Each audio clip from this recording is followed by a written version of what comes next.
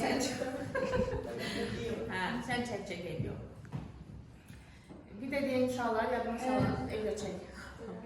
Bir de məhkəməli nələrdir? Herkese selam. Bütün çocuklarımı sizlerden tanımanız olsun.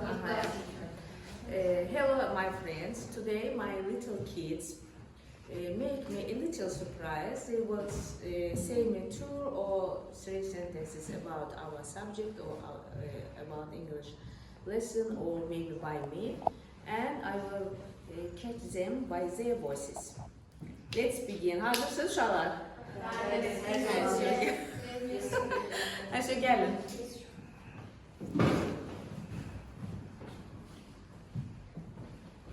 Tez olun daha iyi. I play football and soccer. Değişmeyin sesinizi. Değişme. Umay. Buraya gel. Umay sendir.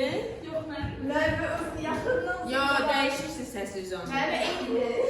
Şey başlayırıq, sözşallar ciddi başlayırıq ama değişmeyin sesinizi. Davay, deyən bura keçsin sonra.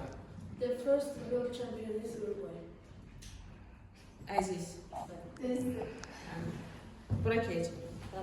Görün de sen. Sonra. She doesn't come school. Nigar. Nigar. Aha.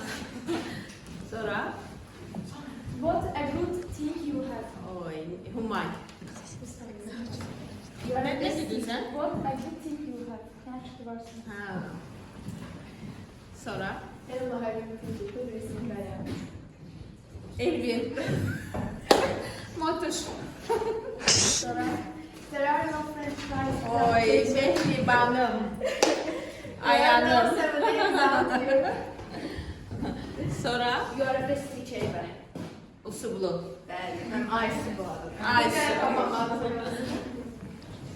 Все? Ya bir de kaldı değil mi? I don't like to play football. Rıza.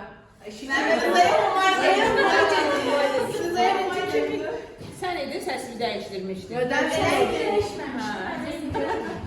Все, öpürəm.